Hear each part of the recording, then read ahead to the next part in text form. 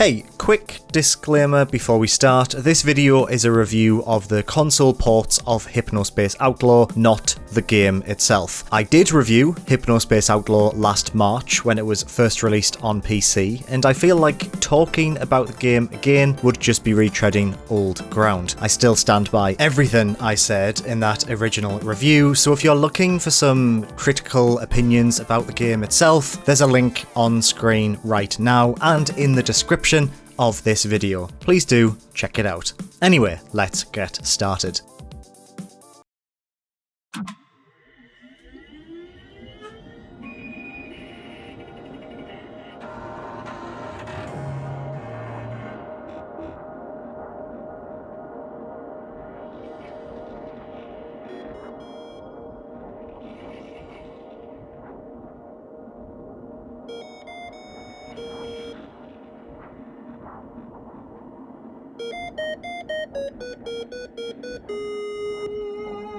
Hypnospace Outlaw was my favourite game of 2019, if not my favourite game of the past 5 years, to be honest. Its depiction of a surreal, alternate reality 90s internet is unlike any other virtual world I've ever explored, and various elements of it have stuck with me for the past 18 months. Its music, its stories, its overall aesthetic and tone, it's wonderful. So it should come as no surprise that when it was recently announced that the game would be coming to consoles via a Nintendo Direct, no less, I was ecstatic. I genuinely believe that this game is one of the greatest ever made, and I'm delighted that more people will have the opportunity to experience it now that it's being released on other platforms. I've been lucky enough to spend about a week with both the Nintendo Switch and PlayStation 4 editions of the game, and I'm here today to let you know my thoughts on both versions of Hypnospace Outlaw. So let's get the most important question answered straight away. How does a game that presents the player with what is effectively a warped version of Windows 95 feel to play using a controller instead of a keyboard and mouse? The basic answer is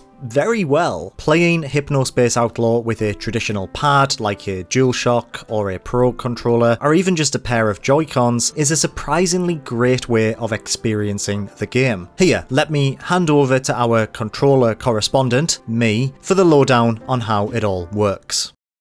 So the easiest way of demonstrating how Hypnospace works on a console is to demonstrate me actually using a controller. I am using the standard Joy-Cons for the Nintendo Switch version, however the button mapping is exactly the same across every single console version, so whether or not you're playing on a PlayStation or an Xbox, the buttons all work the same. You'll see why I'm using a Joy-Con in just a moment.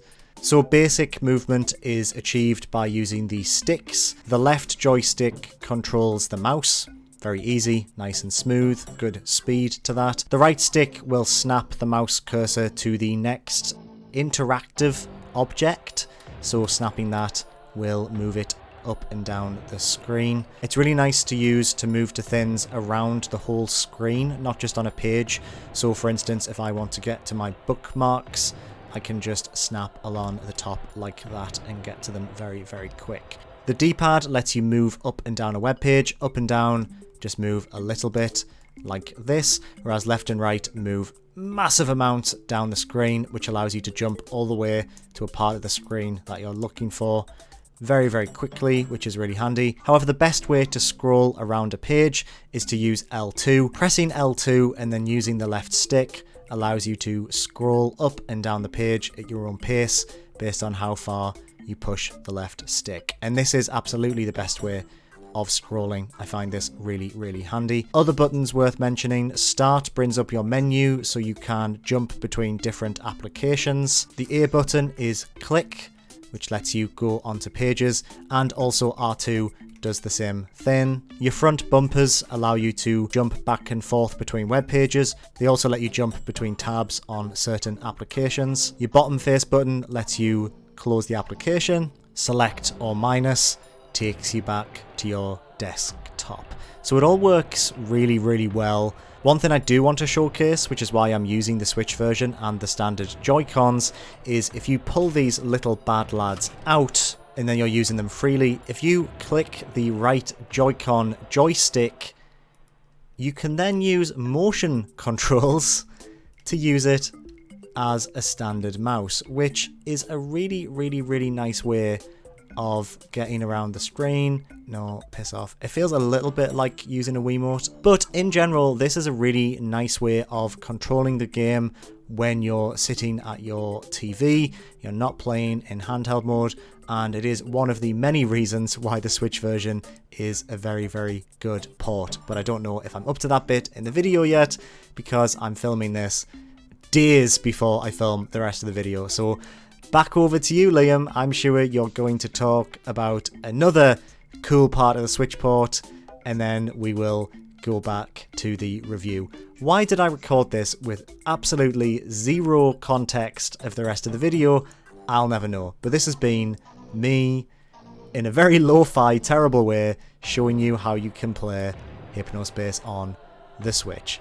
Let's move on from this section. Fuck off, Professor Helper. Alongside the mouse pointer method when playing in either docked or tabletop mode, the Switch also allows you to use the touch screen when in handheld mode. It works surprisingly well, especially when typing on the in-game keyboard or scrolling through pages. Things get a little fiddly when you're trying to tap smaller buttons within the web browser, but this can be mitigated somewhat by making the UI bigger via an option in the menu. Otherwise, it's a nice addition that I found myself using a fair amount when playing the game in bed. To be honest, it made me realise how well the game would work on a tablet, and I could imagine Hypnospace Outlaw feeling right at home on an iOS or Android device as a result. Overall, Hypnospace works wonderfully with a controller. I spent my time swapping between the PlayStation 4 and Switch versions of the game and had no issues on either. Using a traditional controller felt snappy and responsive, and even if it did take a little getting used to, the amount of options provided for moving the mouse made it easy to quickly find a preferred way of navigating around. To be honest, after about 15 minutes, it felt like second nature. The only real headache is typing using the game's keyboard, which forces you to move the mouse between each individual key. I get why they didn't use the system's inbuilt keyboard, as it would have ruined any sense of immersion by plastering a fancy modern UI over HypnoS, but it doesn't stop typing feeling a little bit fiddly, which is a shame because you do a lot of it. Playing with motion controls on the Switch is probably the most fun way of experiencing the game. It's not hugely accurate, but it is very enjoyable using the Joy-Cons like you would a Wiimote and a nunchuck. It just feels natural and removes a little bit of the fiddliness that comes with the use of a traditional controller.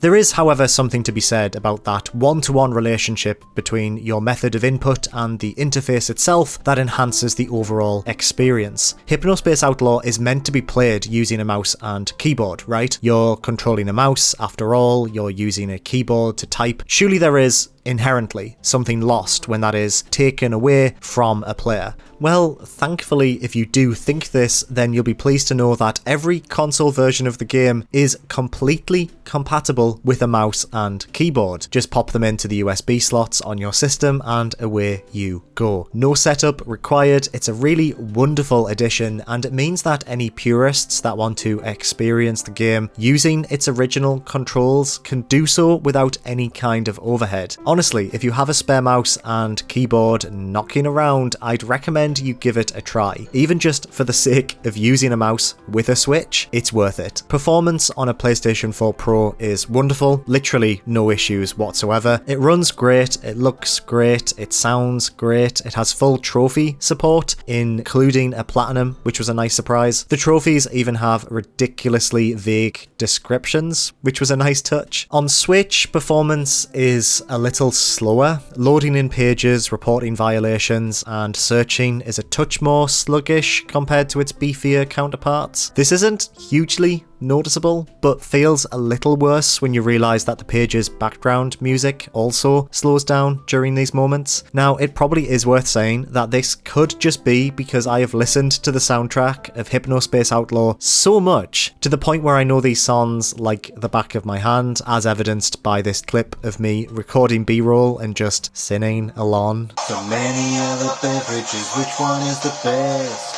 How can you tell it's colder than the rest?